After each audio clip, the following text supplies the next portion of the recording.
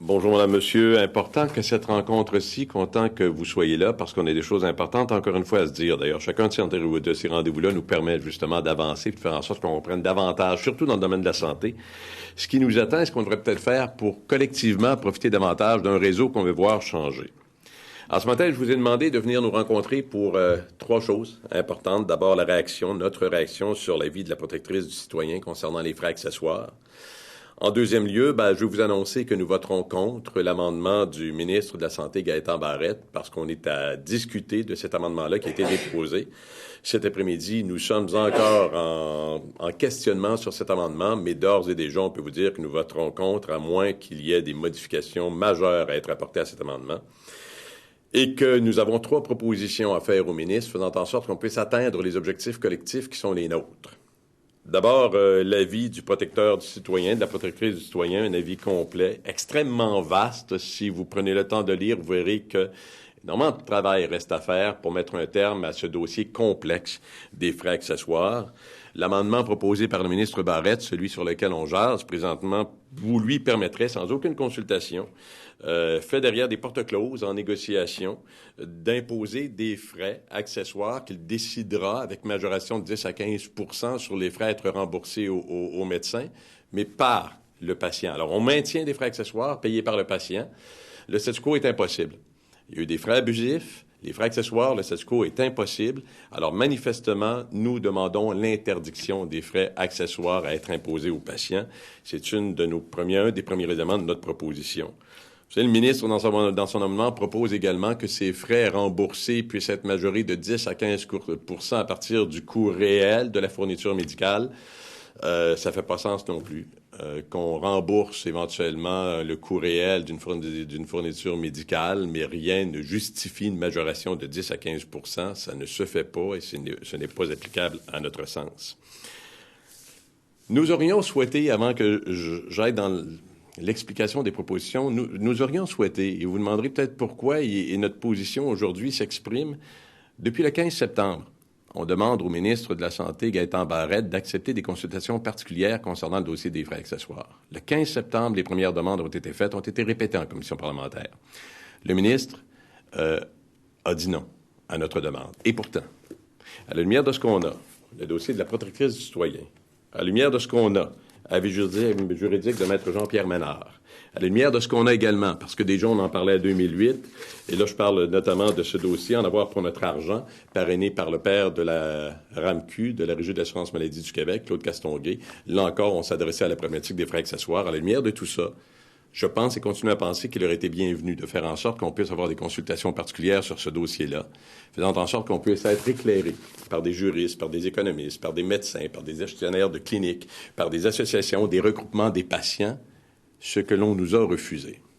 Alors, je pense que l'enjeu est tellement important et lourd de conséquences qu'on ne peut pas régler ce problème-là par un simple amendement du ministre, vu à sa façon, mis en place à sa façon et qui ne rejoint pas notre vision des choses.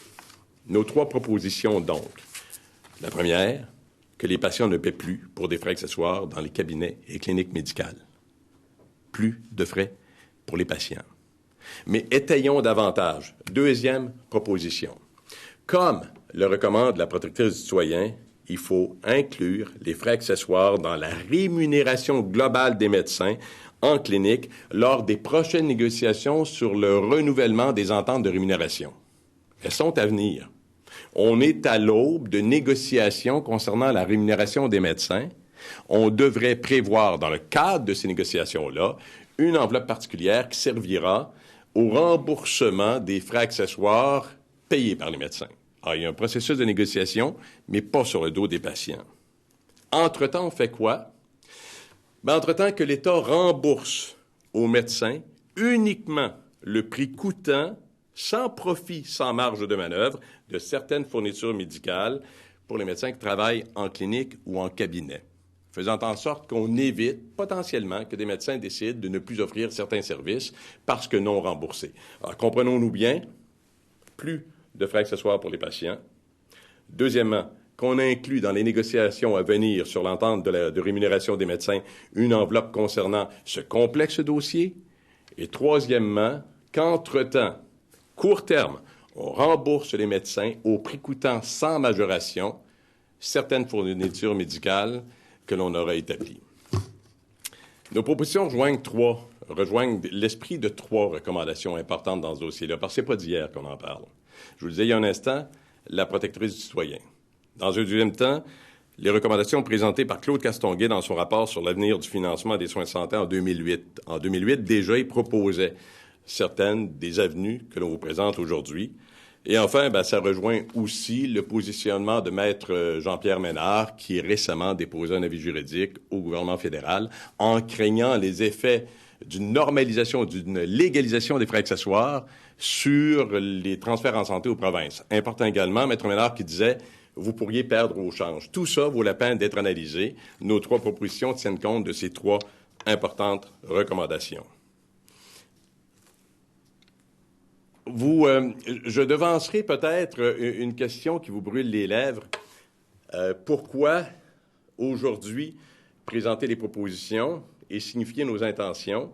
Pourquoi ne pas l'avoir fait avant? Parce que, d'abord, il y a eu évidemment le document de la protectrice du citoyen. Secondo, encore une fois, et je le rappelle, il y a peut-être moyen de faire différent.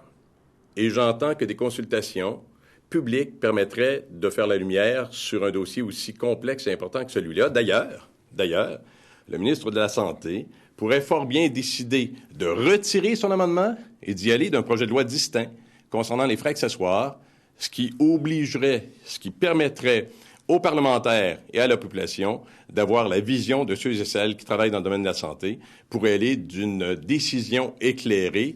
Parce qu'encore une fois, une décision comme celle-là est lourde de conséquences pour l'ensemble de la collectivité.